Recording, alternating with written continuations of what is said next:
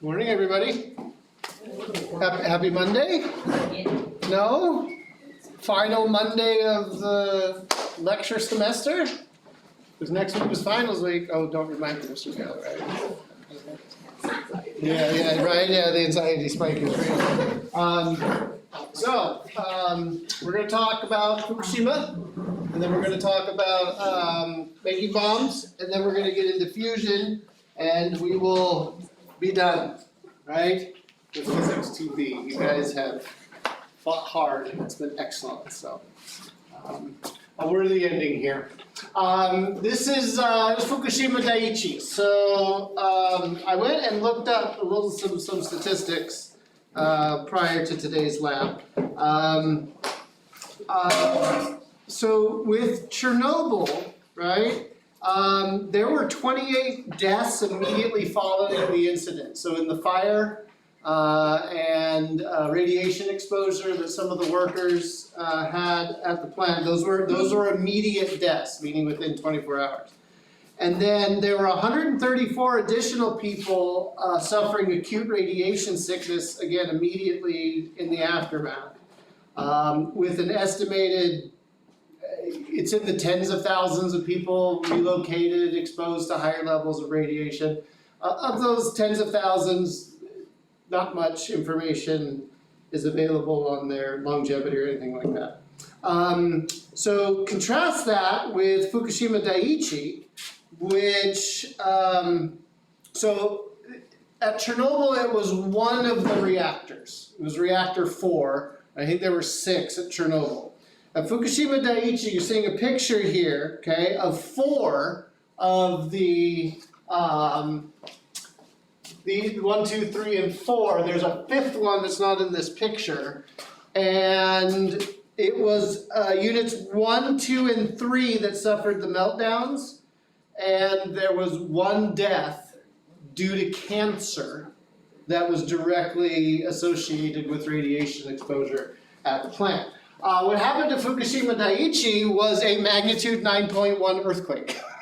Okay, so you really can't pin this one on the Japanese. If there is a people on this planet that is prepared for earthquakes, it is the Japanese people. They live on an island that is full of volcanoes, and they sit right next to huge subduction zones where tectonic plates are banging up against each other and going underneath each other and all that sort of stuff. And the plant did exactly what the plant was designed to do in an earthquake. It shut down its reactors, having sensed the earthquake. It shut down its reactors, putting the plant into a low power mode with those key pumps providing the cooling water that was necessary to keep the reactor in a safe mode. This is Google Earth picture, satellite aircraft picture.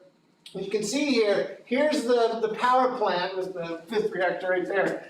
And they had this like harbor type thing where they would they would bring fuel in and offload it, and then they would take spent fuel rods away. This is the seawall, okay, that protected the entrance to the harbor and the loading bay. And this seawall right here was designed to withstand a 15-meter or almost 50-foot high tsunami wave. Right? The earthquake, the magnitude 9.1 earthquake, I think that was the 4th largest earthquake in recorded history, produced a tsunami wave that I think was 47 feet tall. So like we're good, right? We've got something that can do about 50 feet. The problem is that earthquake lowered the coastline of this side of Japan by 1 meter or 3 feet. So the seawall was about a foot smaller. This was a perfect storm. You cannot plan for stuff like this. Like you simply can't.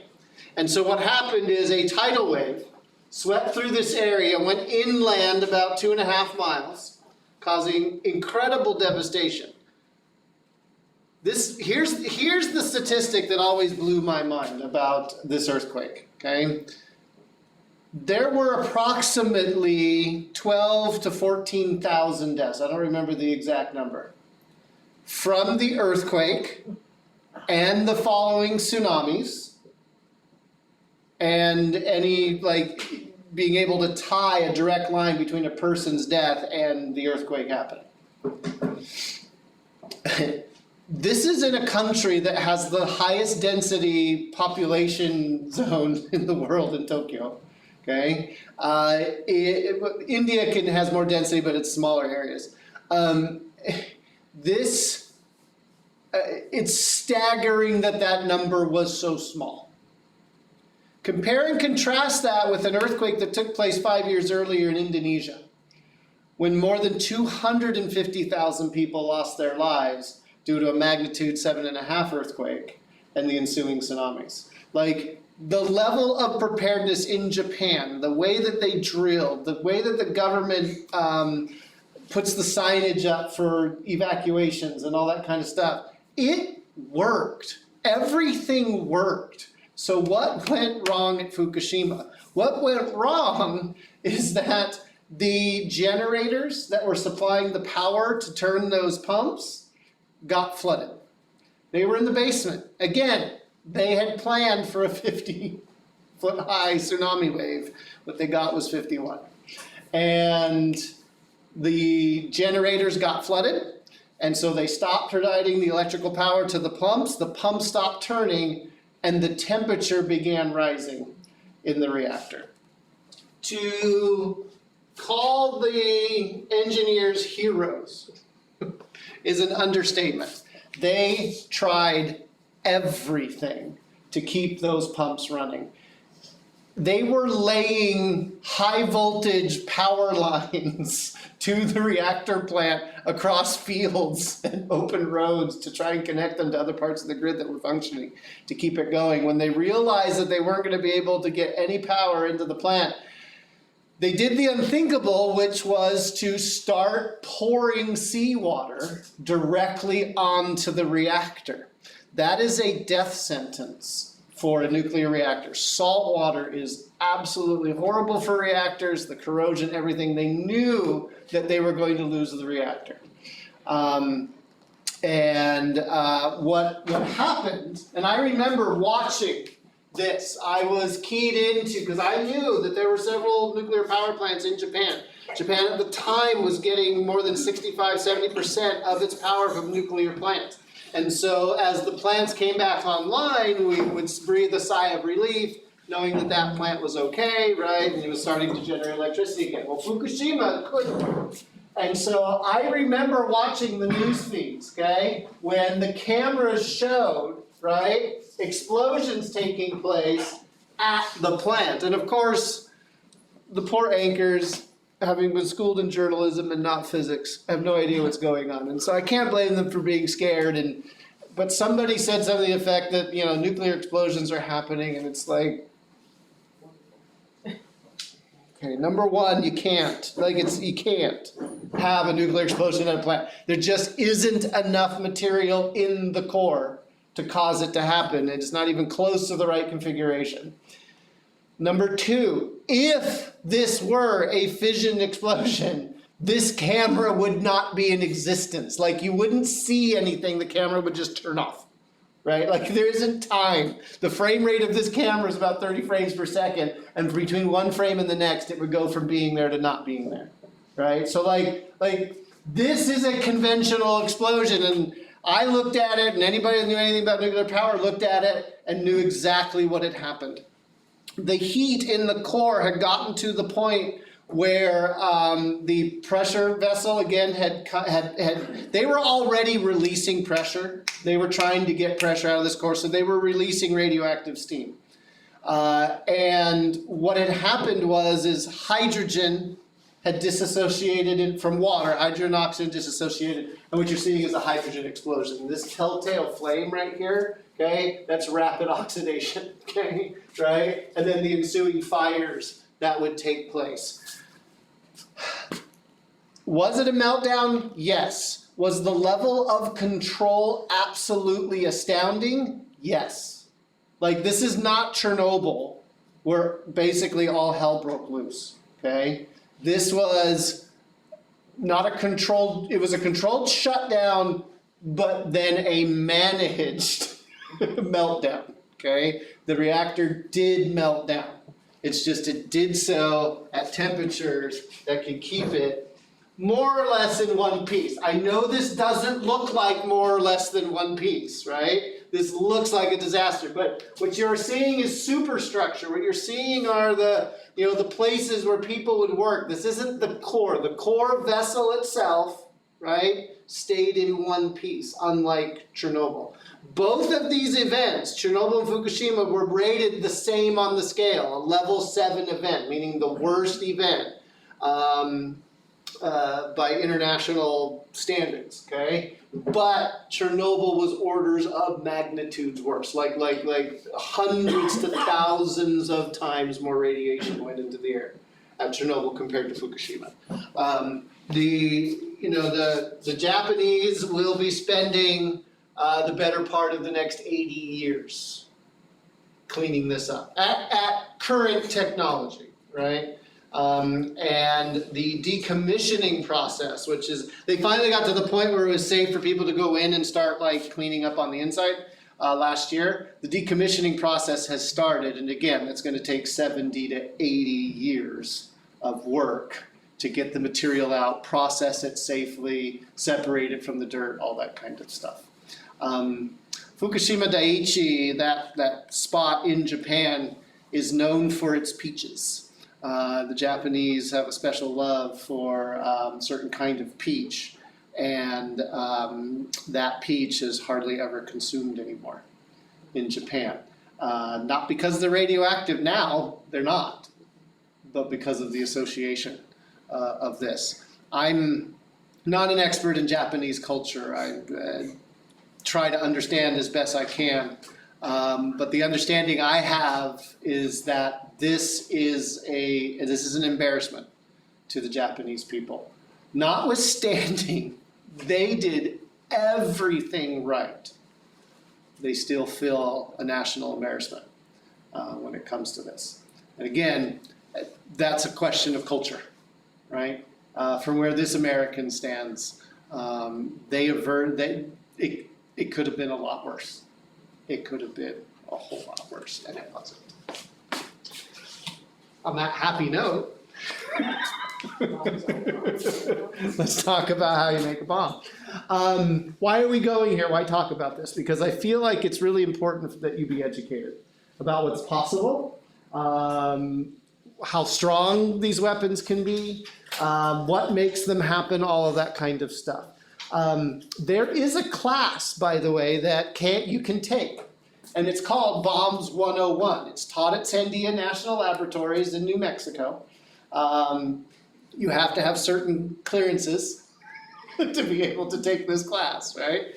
I remember when 9/11 happened, and the day and the weeks following. I remember in the weeks that followed getting phone calls from concerned members of the public asking me if I was going to stop teaching nuclear technologies, nuclear physics in my classes. And I was always like, well, why? Like, well, because of the terrorists, right? The terrorists can get their hands on the information. I was like, I can tell from your question you're uneducated, but I think you don't understand how education works, right? You can't. If we stopped teaching something, it's already out there. like it's been taught. And what I'm going to teach you is not how to make a bomb. Okay? How to make a bomb are tightly guarded secrets. I don't know them. Like, this is not take the yellow wire from point A to point B and write that. But I will teach you the fundamentals of what makes a bomb versus, say, a power plant. And we're talking about the same physics here. This is fission. This is splitting the atom. And so to split atoms, you need fuel, right? But what's the difference between a power plant and a bomb? It's something called critical mass. It's something about the shape and the amount of material that you have. And in order to have a bomb, you need uranium-235 or plutonium-239, and it needs to be like roughly softball in shaped, okay? That's about the right volume for something called critical mass to happen. Too small, which is the way it's configured in nuclear power plants, neutrons escape out of the surface of the fuel. And those are free neutrons. They get absorbed by the control rods, right? The control rods are like sponges for those neutrons. They capture them so they can't go off and do other fission events. When you have critical mass, the neutrons keep running into other fissionable nuclei, and that chain reaction grows until it becomes like more than exponential in nature, and you have a sudden release of energy. Controlled releases of energy, subcritical masses. Uncontrolled releases of energy, you have to hit critical mass. And so, how do you make a bomb out of this knowledge, right? Well, I need to have critical mass, but I don't want critical mass before I want the boom boom. So how do you do it? This isn't hard. What do? Subcritical piece, and when you want the boom boom, what do? Put them together. And that's exactly what they did for the bombs that were dropped on Hiroshima and Nagasaki. They actually put an artillery gun in a bomb casing and fired a subcritical piece of uranium. It's conventional charge, it's just a gunpowder charge like firing an artillery shell. Subcritical piece gets fired into other subcritical piece. Put a radar altimeter in the front of it. Wire it up so that it goes off 1,000 feet above the ground. And that's a fission weapon. They aren't that hard. They really aren't that hard. You were looking at the frames, different frames up there, and then sort of those are microseconds after the explosion, and this is about a second after the explosion, of pictures that were taken of the Trinity test in New Mexico on August 5th, 1945. Did I get that date right? It's one of the few dates that I tend to remember.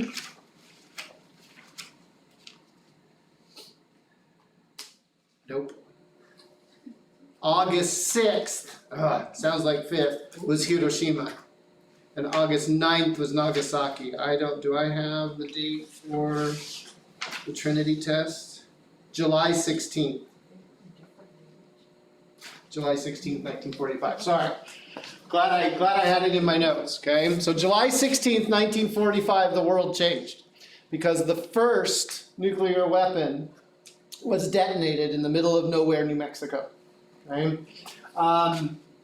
Enrico Fermi, the Italian navigator, was tasked with estimating the yield of the explosion. And the way that you quantify how big an explosion is you take a stick of TNT, which is roughly a pound, and you call that a pound of TNT. And it explodes with a certain amount of energy and devastation, all that kind of stuff. And so you quantify explosions by pounds of TNT. Well, they had to come up with a new number for atomic weapons, and it was kilotons of TNT. So I don't know if you've ever heard, maybe in the news or something, about 500-pound bombs or 250-pound bombs. That's not the actual weight of the weapon when it's attached to the airplane. That's the explosive yield of a bomb. So if you have a 500-pound bomb, it explodes with a yield equivalent to 500 pounds of TNT, sticks of dynamite. So this weapon's estimated calculated yield was somewhere between 15 and 25 kilotons, so thousands of tons of TNT. How much is a ton in the American system? 2,000 pounds, right? So it's 2,000 pounds per ton, and you have up to 25,000 tons. explosive yield. They didn't know what was going to happen. Enrico Fermi, again, being tasked with trying to figure this out, he was tasked not only with like estimating it, but also measuring it on the day. And so he had several systems in place, one of which was after the bomb went off, they were going to drive a tank to ground zero to see what it looked like and take some radiation measurements. And 2 days before, Fermi and another physicist decided, you know, we should put some lead around the outside of this tank, which is exactly what they did. They put 2 inches of lead all over the tank. So it was a good thing they did. Anyway, he actually didn't watch the explosion. He went outside and he had like a notebook with him, and he tore some pages out and he started tearing out little pieces of paper. And as the countdown proceeded, when it got to like 1 second before, he started dropping a piece of paper kind of every half second. He had practiced timing about a half second interval. And as he dropped these pieces of paper, as the shock waves went by, they would take the pieces of paper and push them, right? As the air moved, right? And afterwards, he looked at the line of pieces of paper, right? Sort of how far apart they had fallen. And he got an estimate. There was a bet going on who could get closest to the actual yield of the Fermi won. But yeah, it was people who watched it. I've not seen Oppenheimer. I've been told to stay away from that movie. Yeah, because I would just get mad. People who watched the explosion talked about how they saw the air being ripped apart. They saw what looked like the aurora borealis, the northern lights, as high energy particles started making the air glow. Okay? They didn't have words to describe sort of the ensuing like fireball or any of that kind of stuff. People in El Paso, Texas, more than I think is like 500 miles away, mentioned how they were surprised to hear thunder that early in the morning. And they looked over and they saw flashing lights on the horizon, right? Not knowing what was going on. The bomb was set off on a tower that was about 100 feet off the floor of the desert. And it was a plutonium bomb. It was a slightly different configuration. It was the harder configuration to make. And so that's the one they wanted to test. They were darn sure that the subcritical one was going to work. The hole, the crater that was left, okay, it's about 300 feet in diameter, about 20 feet deep. But what surprised them was the surface of the desert all around that hole. There was enough energy in this release that the sand of the desert had melted and fused together into glass about a mile out, all around the explosion site. That new glass, that melted sand, okay, all the quartz in it and things like that, geologists named it trinitite. You can actually still go down to White Sands, and I think you can still buy little flecks and chunks of trinitite that are the melted glass from that explosion. And here's the real sobering part of that. It was estimated that only 5% of the mass of that weapon actually got converted into energy. We're only about 5 to 6% good when it comes to fission weapons in converting the mass into energy. The rest of it is just thrown around in the ensuing explosion. The intent and aim of a weapon this size really isn't about the radiation. It's about the explosive yield. Let's talk about explosive yields in context, okay?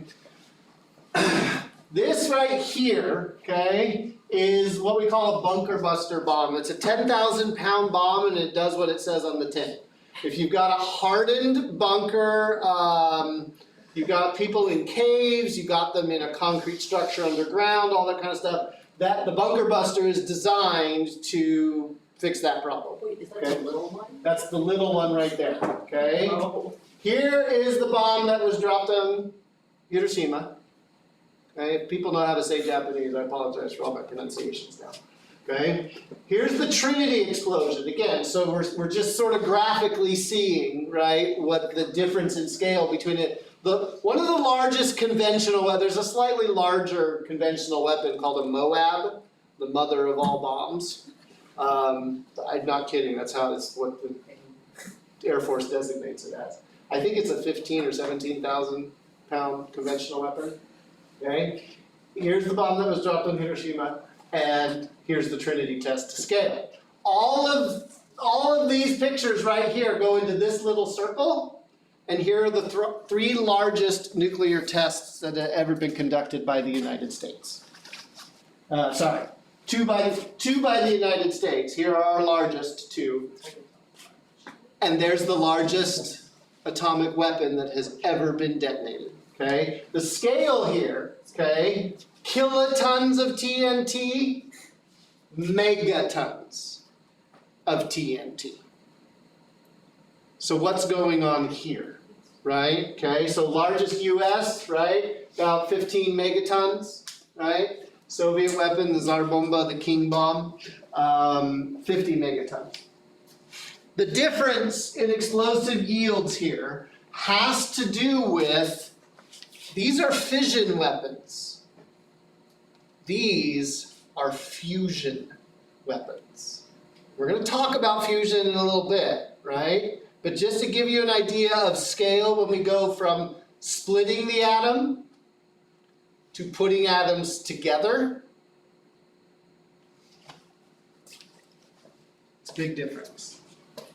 I'm going to show you a video.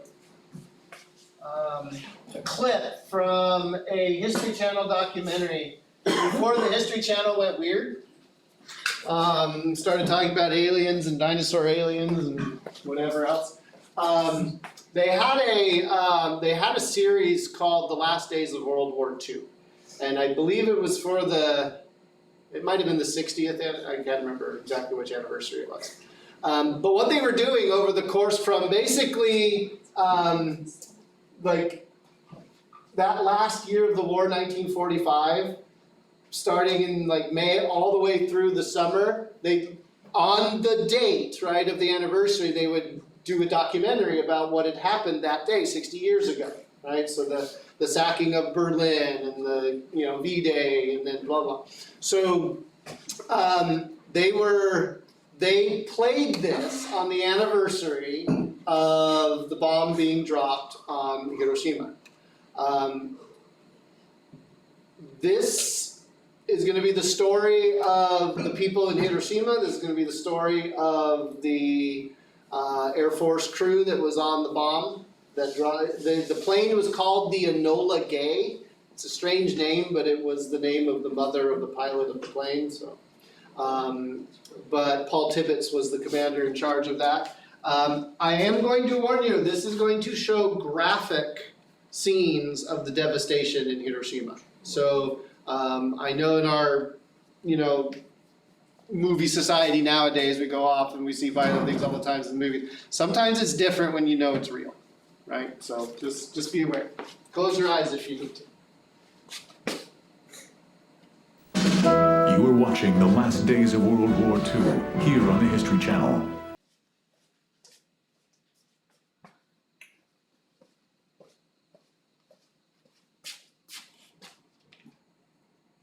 Approximately 40,000 people would lose their lives at Nagasaki about 3 to 4 days later when the second bomb was dropped on Japan.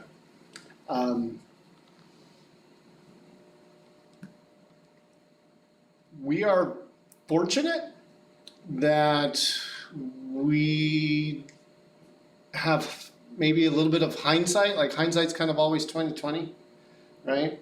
And I use that word fortunate that we can stand at a place and kind of look back at what transpired.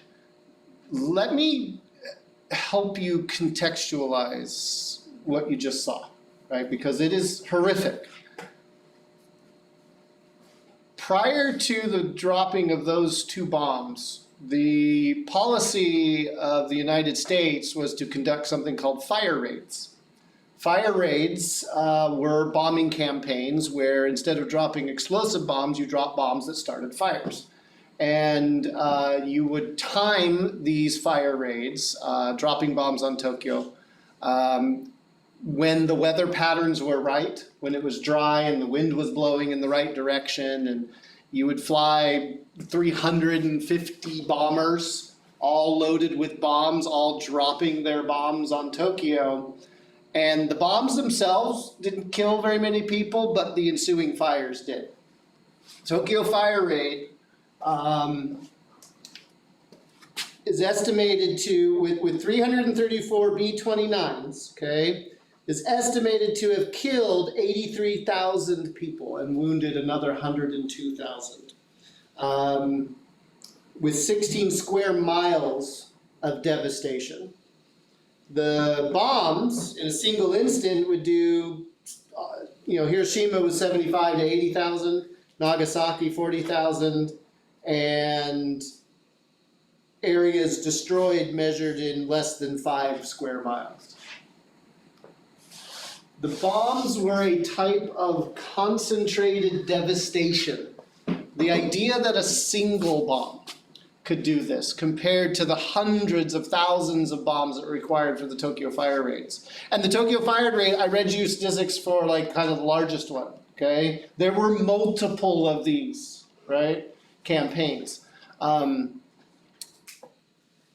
Shook the Japanese leadership to its core. And did I tell you about my grandfather? I don't remember what class I've told anything about. No? No. He's fought in World War II. He fought in Germany and then in Italy. And then when the war was over in Europe, they were all excited. They were going to get to go home. Well, they got to go home, but my grandfather and his company were reassigned to training in North Carolina for the invasion of Japan. One of the rules of war, the Geneva Conventions would sort of come out later, but like one of the rules of war is that you don't engage civilians. It's okay to shoot, it's legal to shoot and kill people in uniform, but not unarmed civilians.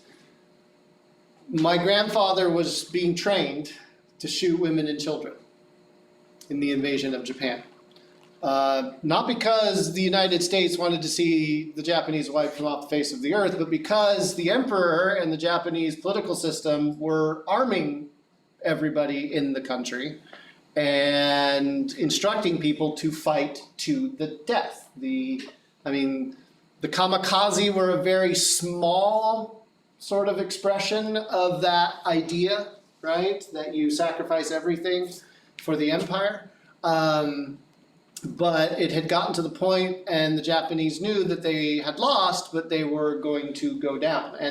And the Pacific Theater was especially horrific in the fact that the Japanese would not surrender the islands as they were taken by the Marines.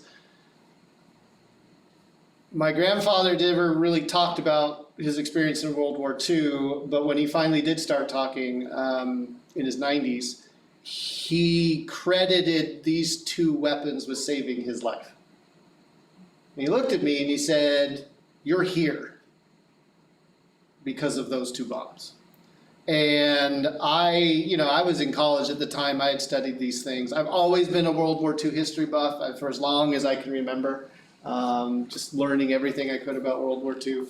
And so I knew sort of the context of all this. And it's easy to look back and say, oh my gosh, how horrific were we to do this, right? These bombs were terrible. World War II, all wars are terrible. Ben Franklin said there was never a bad peace or a good war. And all wars are terrible. What's going on now in Israel and Gaza is excruciatingly terrible, and we don't have answers. But luckily, we are not dropping these kinds of bombs on each other.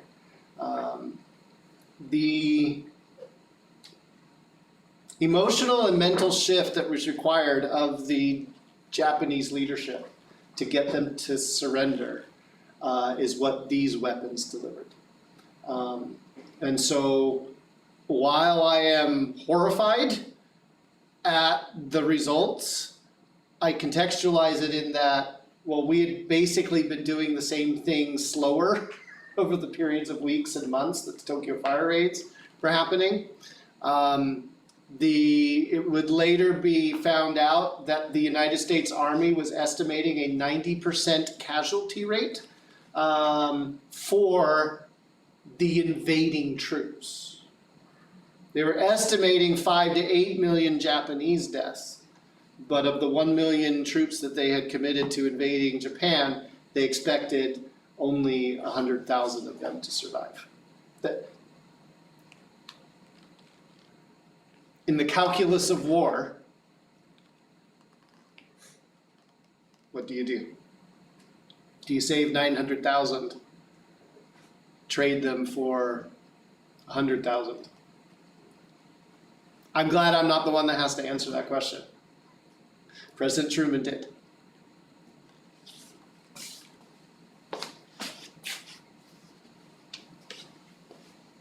Before I talk about this, let me show you what I've got over here. I've had it cooking for a while here, and it seems to be ready. So, what we're going to do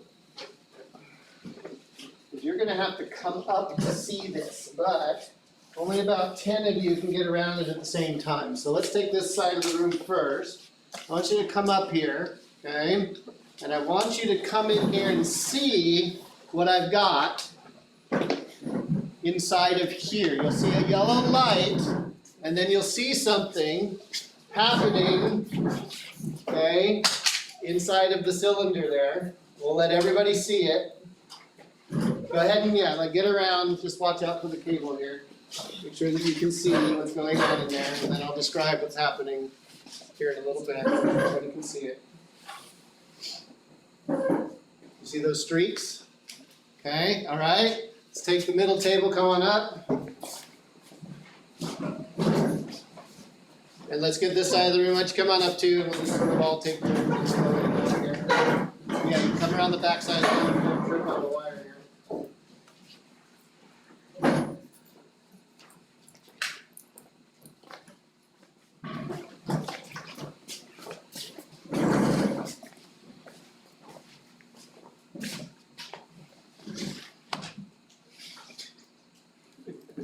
Thanks for not tackling. I'm trying to get her to go first.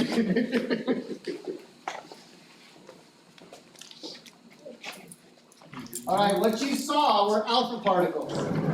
Now, alpha particles, of course, you really can't see them, right? And so what's happening inside of this thing is a fog of ethyl alcohol has formed. The reason you hear sort of an aquarium pump going is I'm pumping cooling water through it. And as alpha particles come off the rod that's here in the center, they streak through the fog and they cause ethyl alcohol molecules to precipitate out. Okay? And so you were seeing radioactive alpha particles, right, streaking through that fog there, okay, and condensing the thing. I just, again, wanted you to be able to see. It's one thing to measure radiation. It's another thing to kind of be able to see it, right? That really has nothing to do with the slide that's on the screen. I just finally got a chance to set this up in a situation where you can see it. This diagram right here, I've actually shown this diagram to you before. It's just I showed it to you the other way around. It was the curve, it was the, when we were talking about binding energy, I think the curve went up, okay? And it was nickel and iron were right about here.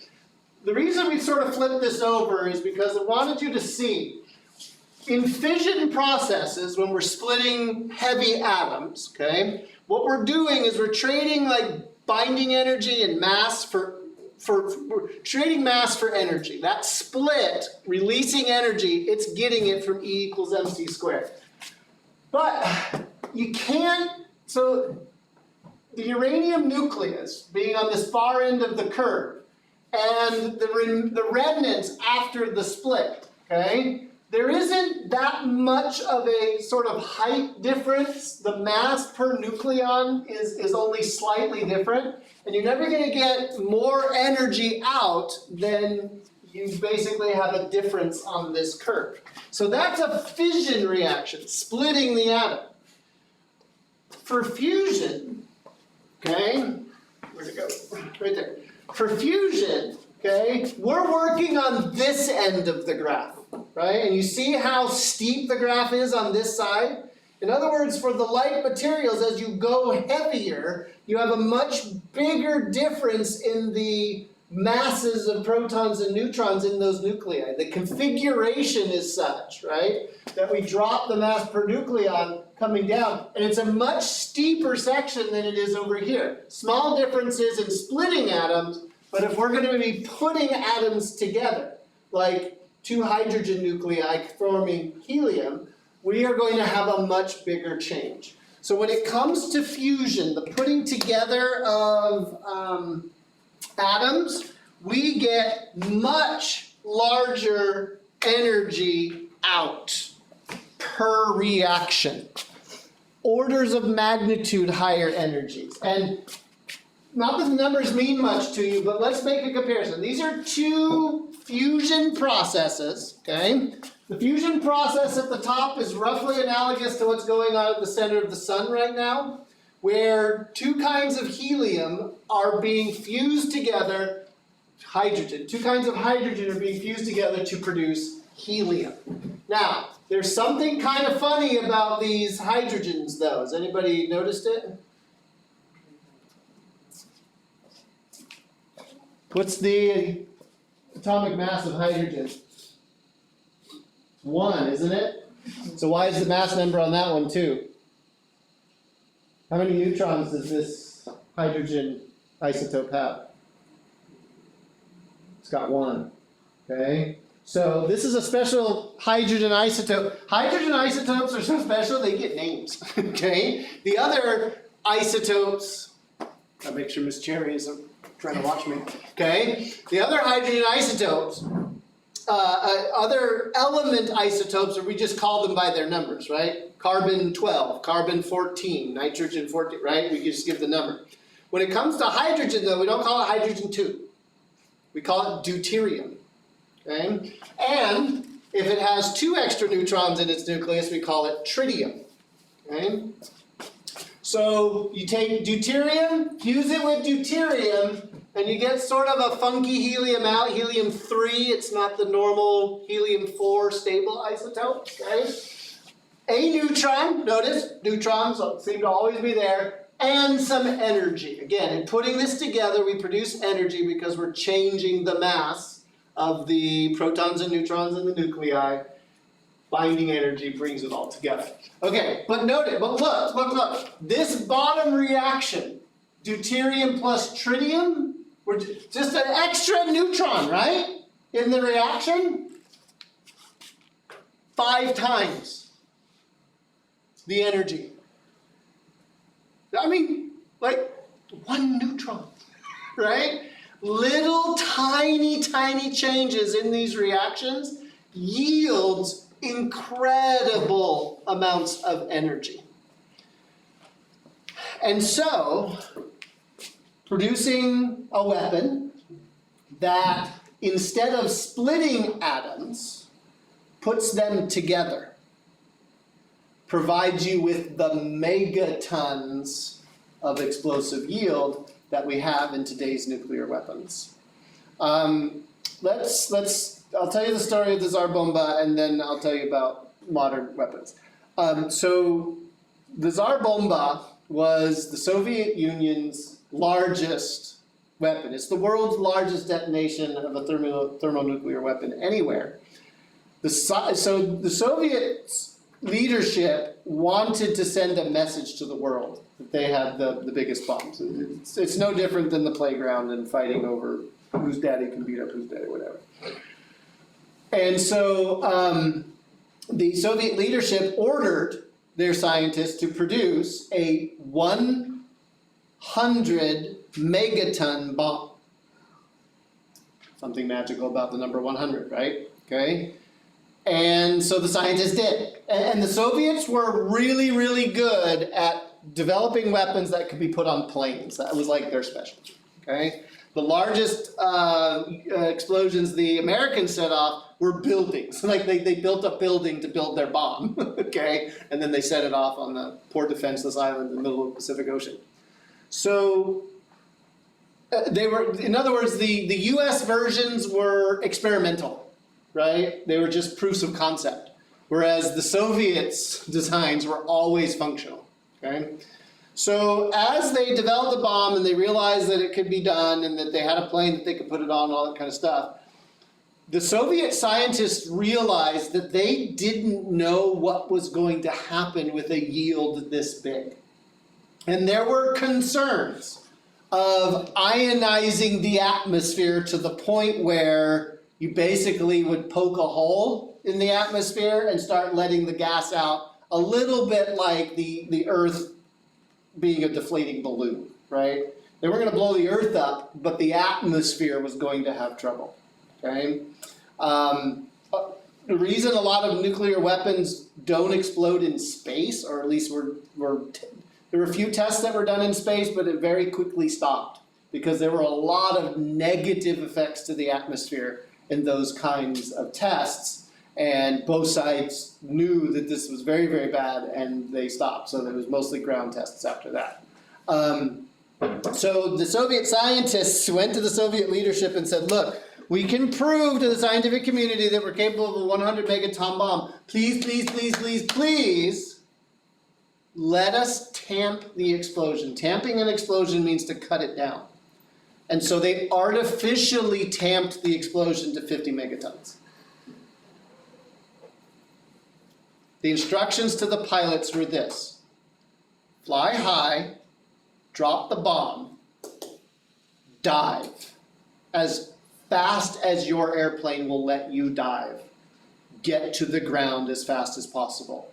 You must have the horizon between you and the bomb when it goes off. Because they were going to be too close. There was no way for them to get it far enough away out of the range of this bomb. The crew survived. They managed to get the horizon between them and the bomb before it went off. They had a special parachute that slowed the bomb down, okay, in its fall, so it took several minutes to get to the surface. But when it detonated, it was the largest explosion that humankind has ever done. The island they dropped it off in the North Sea was basically gone. Estimated casualties were some caribou. It was stupid. In an era that was marked by a lot of stupidity of we can build it bigger, better, more destructive, right? It was something that didn't need to happen. But it happened because you only need one neutron per reaction to get a 5 times yield, and then the rest is engineering. It really is. In today's arsenals, we have weapons. A single missile launch, say from a submarine, is called an ICBM, an intercontinental ballistic missile, which means it can fly between continents, and it does on a ballistic trajectory, which takes it out of the Earth's atmosphere into low orbit, doesn't get into orbit, and then comes back down. At the certain place in that trajectory, the warhead, the top of the missile will open up, and there isn't just one, there's about 20 1 megaton nuclear warheads, okay? It's called a MIR, a multiple independent reentry vehicle, okay? So missile go up, one missile go up, 20 warheads come out. Each of them independently targeting 20 different targets. Cities, military complexes, you name it, whatever you want to target, can be targeted. The United States, I didn't look it up, I think we're still around 2,000 of these warheads. The Soviets have 4,000 to 5,000 warheads. This is down, this is good, because at the height of the Cold War, each side had more than 10,000 of these warheads in their nuclear stockpiles. There are tactical nuclear weapons. These are lower yield, they explode somewhere between the bunker bomb, their explosive yields are about 8 kilotons, somewhere in there. Still a nuclear weapon, but much more tightly confined. Tactical because the design use is against troops in the field. Whereas the megaton weapons are city killers. That's what they exist. There's no, you can't target finely enough. It's a broad swath of destruction. It's called MAD, mutually assured destruction. I can blow you up, you can blow me up, so let's agree to not blow each other up. And let's fight in Ukraine and Gaza and other places instead.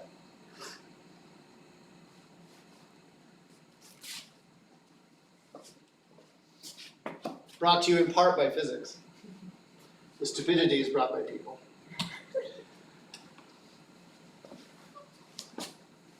This is a fusion reactor. How do you take the power to destroy us as a species and channel it into something that could save us? Because pretty much like all things in life, there's good and bad, right? On both sides, it really just kind of depends on how you use the powers that you are given. How do you put the sun in a bottle? It turns out that it's really hard, but we're getting there. And there are no materials that can hold something that essentially needs to be at 100 million Kelvin in order for this fusion process to happen. The nuclei of atoms don't want to be together. The electromagnetic repulsion will push them apart. So they need to get hot enough and energetic enough to overcome Coulomb's law and get to a point where the strong force can bind them together. And one of the ways to do that is heat it up to about 100, 150 million Kelvin. And how do you hold something that hot? Well, the answer is a magnetic field. What you're looking at is a toroid.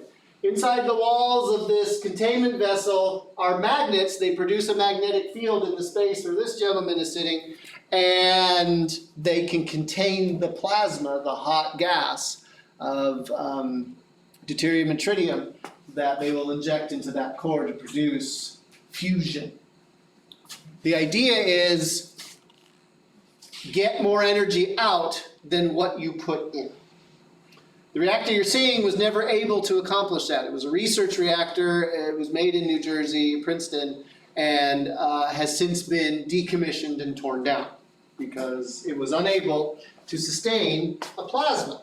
But what is the, what's the draw here, right? So here's the draw. So gasoline is something we all understand, right? A gallon of gasoline, you know basically how far a full gas tank can get you, right? So you can get 1 gallon of gasoline, right?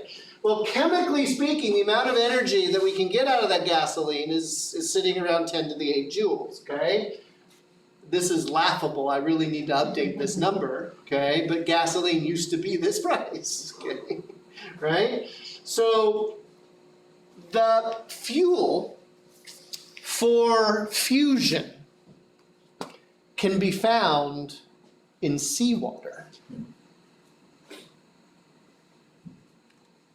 70% of our planet, right, surface is covered essentially in fuel for fusion. Because in a bucket, 1 gallon of seawater contains approximately this amount of deuterium. Deuterium is actually a fairly abundant isotope, okay? That much energy per bucket of seawater, and this is how much it costs overall per gallon of seawater to extract the deuterium you need in order to power fusion. Like, sign me up. I'll go for 4 cents a gallon, right? Okay? Yeah, Mr. Fusion is a long way away from our DeLoreans, unfortunately. Okay? So how do we, how does this work? What do you do? Well, there's lots of different approaches, but there's one that was settled on by an international consortium to build the world's first operating fusion power plant. I say all of that, but you need to realize this is still a test facility. It will not be delivering power to the grid by design, okay? It will produce power, but that power is not going to be given to a utility or anything like that. It's a, let's see if we can make this work. You saw the scale of the last one, okay? Here is ITER, the International Fusion Reactor Project. Okay, it's an acronym it's in French or something. Okay, this little orange thing right here is a mannequin. That is a person-sized object on this diagram. Okay, just to give you a sense of scale of how big this reactor needs to be. It turns out it's easier to control and you have bigger chance of sustaining the reaction the bigger your reactor becomes. Okay, and so just as a sense of scale, right? People size, many people fitting inside of that thing. Here's an engineering diagram, some cutaway views of the support structures that are going to be used to house the magnets, okay? That will keep these charged particles inside of the magnetic ball. Again, person for scale, or at least crash test dummy for scale, okay? This was the timeline. So like all projects that cost $10 billion and take 10 years. This one is now running into the tens of billions of dollars, maybe hundreds of billions of dollars. And 2030-ish, you can see here, right?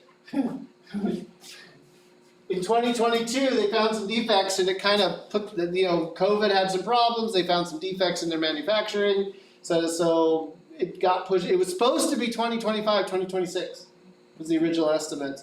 And now it looks like it more about 2030, 2035. Okay? But for all the scientists that are involved in this, it used to be that you heard if fusion was possible. And now it's when fusion is possible. And they're not just drinking the Kool-Aid. The science is real, okay? Just absolutely incredible work that's been done all over the world, in labs all over the place, prototyping what's going on while simultaneously this structure is being built. China's involved, Russia's involved, the US is involved, France, Germany, basically India, like all of the major players in the world are involved some way in this project. Everybody is actually working together pretty well. I mean, there's politics surrounding the whole thing, and the CEO or whoever's in charge got fired midway through into the first 5 years. People make mistakes, of course, right? But overall, the project seems to be moving forward. This was initial, all the civil work that had to be done.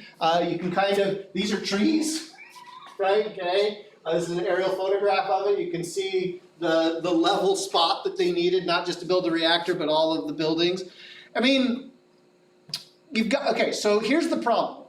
You've got to haul stuff that weighs so much that it will crush any road currently made. Like roads can support a certain amount of weight, and the amount of weight they were going to have to truck in, like per piece of like some of these magnet assemblies, were big enough to basically destroy roads anywhere in the world.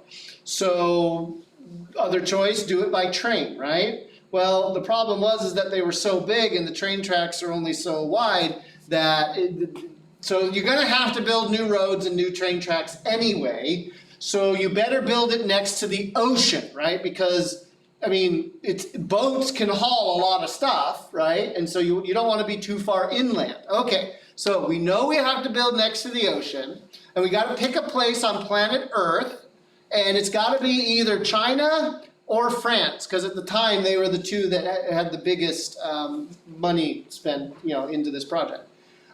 United States is a little late to the party. That's a different story. So France won the bid, and so this is being built off the Mediterranean coast in southern France. you know anything about geography, that's a pretty nice place. Okay, nice weather, all that kind of stuff. Not a bad place to pick, I'm saying, right? You're gonna have to live there for a decade, build this thing. Anyway, here they are, building out the support structures. This was like 2012, I think, okay? Here goes the foundation, okay, for the reactor core. You can see them doing this circular pattern to be able to support the enormous weight of the core. Where's my notes? So that was 2014, okay? This is 2015, they're starting to build the support structure, pouring the concrete. Here's 2017, right? So they're getting there, right? 2019, the insides. In 2019, they started with the interior work, okay? Shaping it, getting it all ready. Here's 2022, they're actually installing the big D-shaped superconducting magnets that are going to be creating the magnetic fields that contain the plasma. And I think that, yeah, this is the latest picture that I have this is 2023. So I did look for up-to-date pictures for this year, but unfortunately all the pictures were basically of civil engineers in safety jackets going like this in front of the... They've been doing work, but it's at that point of the construction where sort of like the buildings are kind of done, and there's just a ton of work that has to go on the inside, so it looks like nothing's happening. There's a lot of stuff happening, it's all little tiny wires and that kind of stuff, right? So I didn't bother to grab any of those pictures. This is the main reactor facility right there. You can see all the support buildings around it are either for making the parts or for subsequently being able to study what's going on, right, in the reactor as it produces electricity. So this is well underway and is going to happen, right? Not sure if I've taught you this before. In this physicist's, I'm going to say opinion, but I have the science to back it up. I think a lot of the world's problems come down to energy. We seem to disagree a lot on where we pay for energy. Like when we pay for food, we're paying for energy. When we pay for gasoline, we're paying for energy. When we pay the electric bill, we're paying for energy.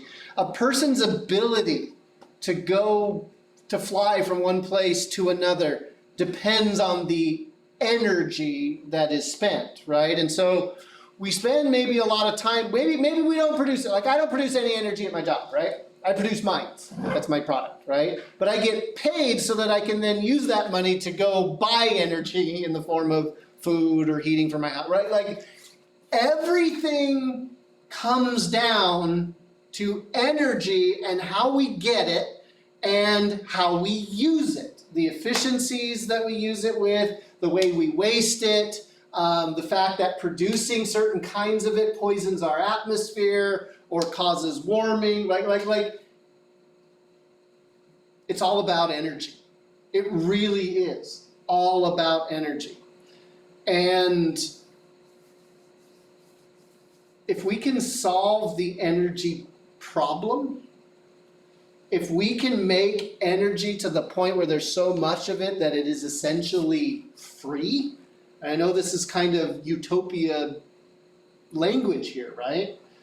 But imagine the things that are possible when it doesn't cost money to go places. When you know that you can get food or shelter or heating or cooling. From a human point of view, that's what projects like these are trying to get to. How do you produce energy so that it doesn't harm us in the long run and produce a lot of it? The amount of energy hitting the surface of the planet right now is about 100 times more than we need as a species, globally speaking. And that's just sunlight hitting the surface, right? Imagine what we can do when we unlock the power of the sun in a fusion reactor. This will happen in your lifetimes. Fusion will happen in your lifetimes. Will we be hooking it up to the grid? That's probably 2300 and later, to the point where we actually can build these things at some type of scale and start producing. What are the benefits of fusion power? Fission, we know, has bad byproducts, right? These horrible waste products that have half-lives in the tens of thousands of years and are going to be around for a long time, all that kind of stuff. What's going on with fusion, okay? Well, the answer is, the part that becomes radioactive, you're looking at it right now. Remember those neutrons that came out of every fusion reaction? Well, neutrons are neutral. They are not captured by magnetic bottles. They could care less. To be captured by a magnetic bottle, remember back with the Lorentz force, you need to have charge and velocity. Well, neutrons don't have charge. So they ignore the magnetic bottle, and the neutrons bombard whatever materials the reactors are made out of. The thing is, over a reactor's lifetime, let's say you design a reactor to last for 50 to 80 years. At the end of its lifetime, after all of that neutron bombardment from the reactions that are going on inside, the entire structure would be radioactive. If you just add neutrons to stuff, eventually it's going to become unstable. But here's the kicker. Nothing in this reactor's design will be radioactive for more than 100 years. The half-lives are measured in like years. You only need about 30 of them to go by before it's no longer radioactive. And so the scales, it still sounds crazy, right? That's like an entire human lifetime of something being radioactive. But compare that to 50,000 years that we're getting from fission products, right? The scale here of different, so I want you to walk away from this understanding that fusion isn't totally clean. It's not. There are radioactive byproducts. It's just you generate 300 tons every 50 years as opposed to 300 tons every year or so, right? From a fission power plant. It's like, it is orders of magnitude better. Now, will humanity manage to screw it up and somebody gets into power and starts charging a lot of money for it? I'm not in charge of the politics, right? Okay? But simple supply and demand suggests that if we can oversupply, we are on a long ways to solving some of the problems that we have. And again, to just kind of give you a little bit more context and education about what's going on when it comes to producing power, okay? And how energy really ties into a person's ability. I want to talk very quickly about something called standard of living and how that connects to the amount of electricity that somebody has available to them. These are statistics provided by the United Nations, okay? So United Nations ranks standard of living on a rather complicated scale or process now. It used to be that we talked about like first world countries and third world countries. Now that's actually no longer used in international discussions because they weren't anything about standard of living actually. They only had to do with whether you were aligned with one of the superpowers or not. If you were a superpower like the United States or Russia, you were a first world country. A third world country was somebody that was aligned with you that you were probably using in some sort of shadow or proxy war. Anybody know what second world country were? Yeah, nobody knows what those were. Those were the unaligned ones that you were trying to influence. Anyway, okay. Nowadays, standard of living is rated on 5 more metrics than this, but there's 5 general categories. Electrical power, access to electrical power, access to medicine, like doctor / drugs, access to clean water, like for drinking, okay? Access to clean sewers, the ability to get bad waste away from your source of clean drinking water, okay? Let's see, that's 4, right? Does anybody know what the 5th major category is in rating standard of living? Power, we got sanitation, we got water, we got medical care. I'm gonna assume housing. No, actually.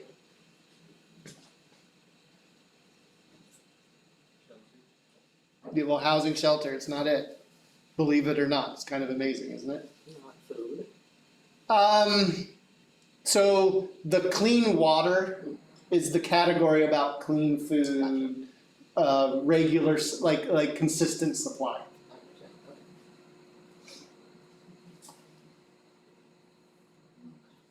Access to communications. Internet specifically, Oh. okay?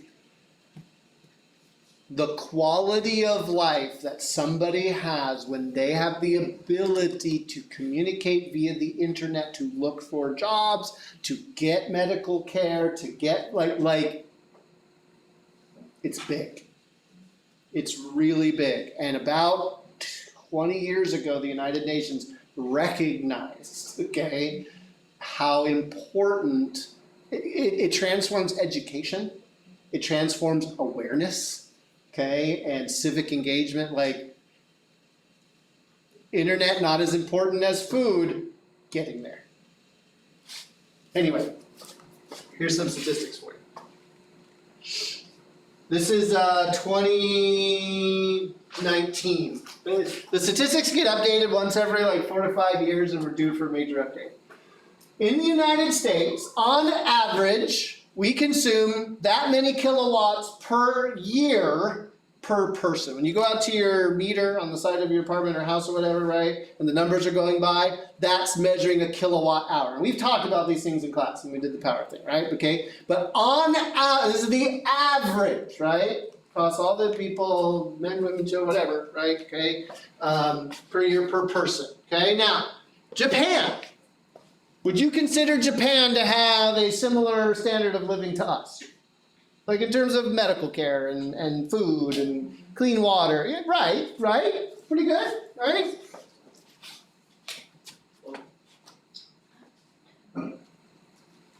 Kilowatt hour per year per person. The United Kingdom. Jolly old England, right? We kicked them out in 1776. How are they doing? Medical care? Food? Internet? It's all pretty good, right? You want to guess what England's average is?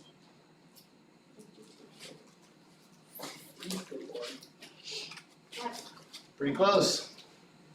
Is it like size of area?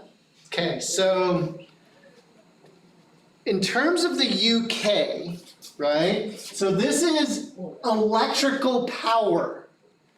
In the UK, until recently, like kind of pandemic recently, the UK's heating was done by oil and coal, okay? The UK post-pandemic actually has managed, they're running they can go for weeks in the wintertime now without burning coal or oil, okay, to heat homes. The UK also only has 30 million people in it, okay? They're a small island. We have almost 400 million people with guns, right? It's a different order of magnitude, it's a different climate, it's a bunch of other different politics, right? It's different. But look at what is possible, right?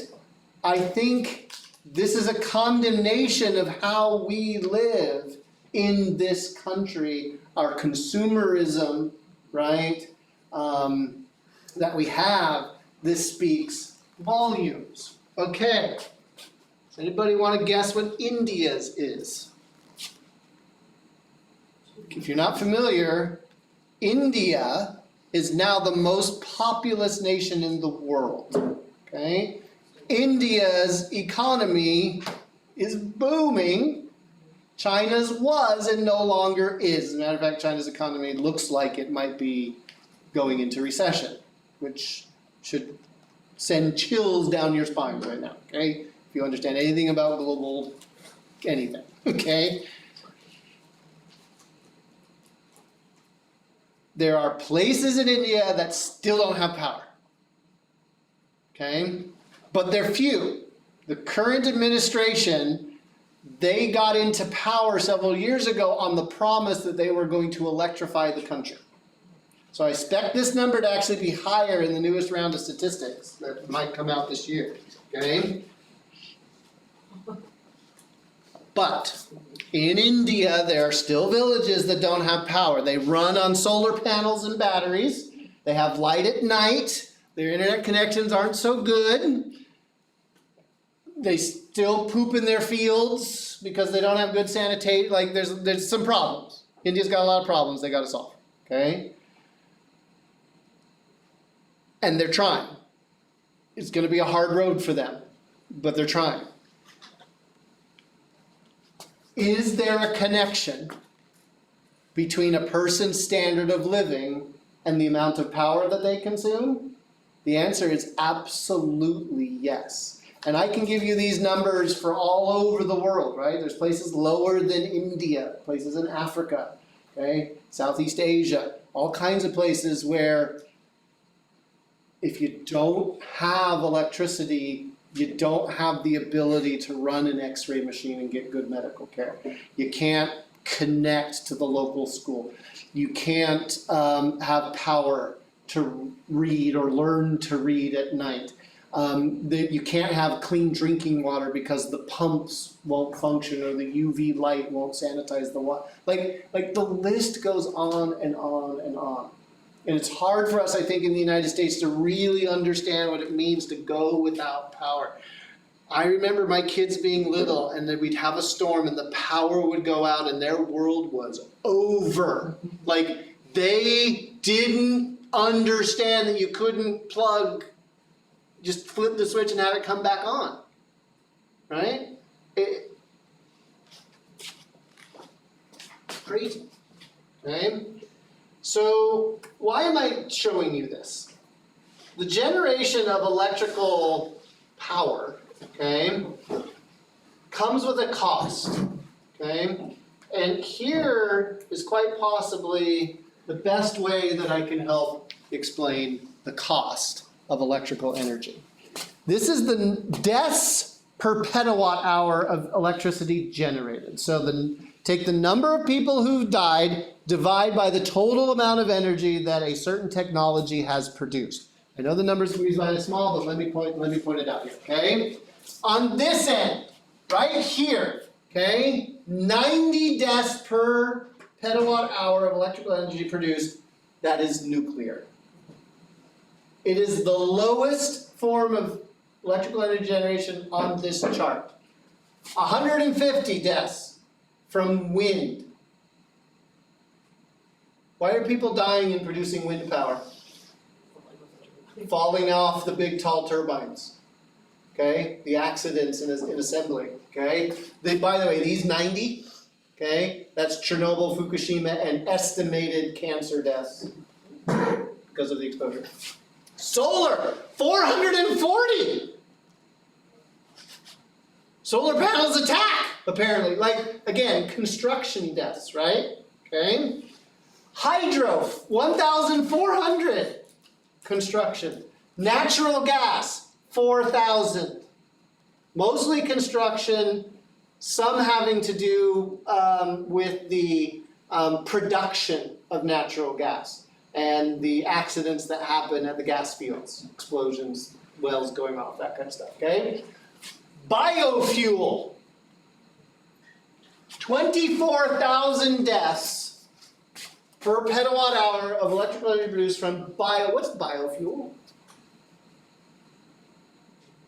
Have you ever heard of like burning like either refuse trash or wood, like oil, use French fry oil to run cars, like that kind of stuff, right? Well, you can have biofuel electrical plants, right, why is that number so high? Are we like using people as biofuel? What's going on? Pollution. Biofuel products are nasty. And so you can tie the production straight to deaths from people who are exposed to soot and other things. Oil, 36,000, and I don't think you need me to read what the last bar is, okay? 170,000 deaths per petawatt hour of electrical energy produced by burning coal.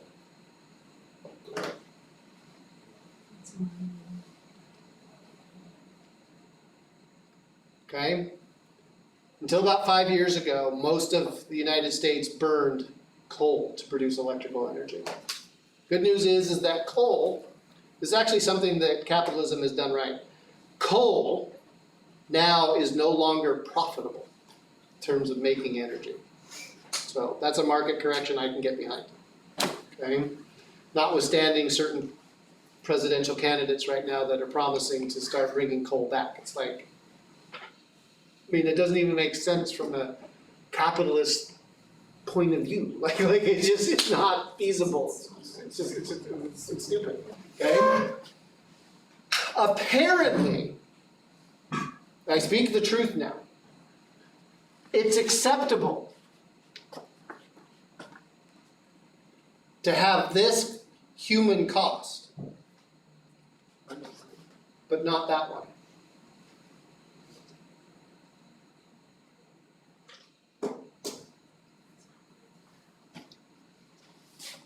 What else do oil, coal, and natural gas produce?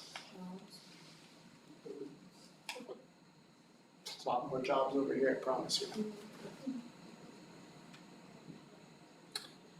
Greenhouse gas, emissions, pollution. This one, how much carbon dioxide do nuclear power plants produce? 0. It is carbon free. Okay? What's the thing we need to stop putting into our atmosphere? CO2. Okay? On this list, which ones are the, okay, so wind is carbon 0, solar's carbon 0, hydro's carbon 0, there's a lot of carbon zeros over here, right? Okay? Which of these is the only one that works 24/7 no matter what?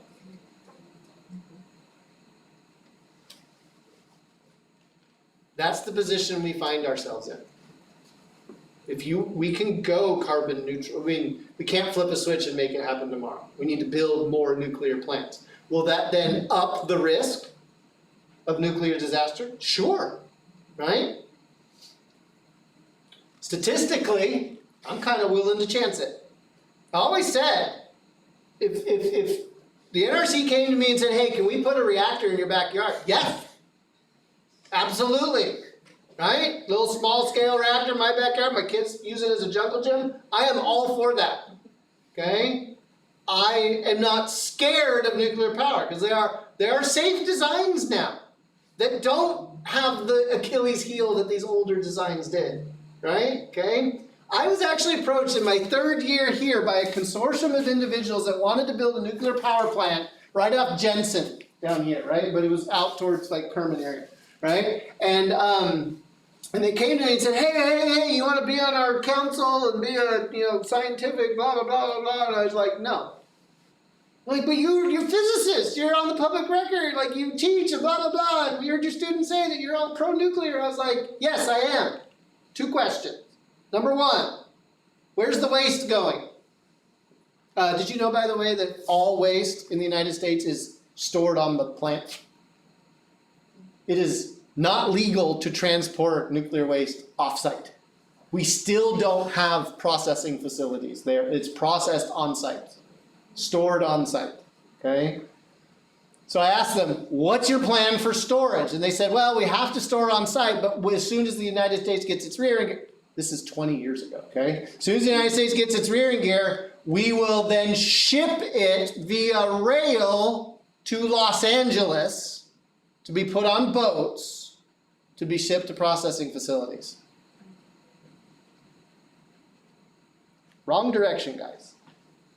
San Francisco, less steep, mostly downhill, right? Okay. Why couldn't they do San Francisco? Because they won't allow it. Bay Area is like, no nuclear stuff through us. Good idea. So that was the first, but that wasn't my most important question and the reason that I wasn't willing to help them. Can anybody guess why I wasn't willing to help them build a 800 megawatt nuclear facility in the middle of the San Joaquin Valley? You live here, you probably know farmers that are really upset about this issue. It's water. I asked, where are you going to get the water from? Because these plants require a lot of water. Cooling, production, all kinds of stuff, right? So I was like, where's the water coming from? We don't have enough water to grow food. And they said, oh, we'll just pump it out of the ground. And I was like, I'm done here. You're like, you guys don't even know, you have no concept, okay, of how important water is to this valley, right? And it was obvious that they were seeing dollar signs and not seeing anything else, right? And I was like, no, I'm not going to help you. I will fight you, as a matter of fact, okay? And it didn't have to do much because it all died anyway, right? But like, I'm pro-nuclear in that sense that I want to see things fixed as fast as possible because we keep messing it up. Let's fix the carbon problem by switching as fast as we can. And we are. We're going to wind and solar like you wouldn't believe. It slowed down a little bit this year. Nuclear plants are actually starting to come back online in the United States. Germany, which used to produce 80%, France, that used to produce 80% of its nuclear power, dropped following Fukushima, but now they're back up again. France is a net importer of nuclear waste. They get it, they buy it from Japan, they get it from Germany, they get it from all over, and they store it above ground so they can monitor it at all times, and the French actually think that they can develop technologies to use that waste to either produce more electricity or something else. They're actively trying to figure out the problem. In the United States, we store it on site and we try to forget about it. Right? It's not right. It's the way we do it. But the question that I'm going to leave you with, right, the punchline as it were, is go out and think about what is acceptable to you. Right? I am not going to tell you what to think. I'm just going to arm you with information and trust that I have taught you and the school and your future education will arm you with the critical thinking skills to come up with your own opinions and your own positions. And then interact, don't disengage, interact and be involved in society's choices. There's a lot of issues out there. Energy never seems to be talked about. Find out what your elected officials think about energy, because it's telling. It really is telling. We have so many social issues that need fixing. None of them are going to matter if we burn the house down while we're trying to argue about where the furniture goes. See you tomorrow. Have a good rest of the day with that existential dread.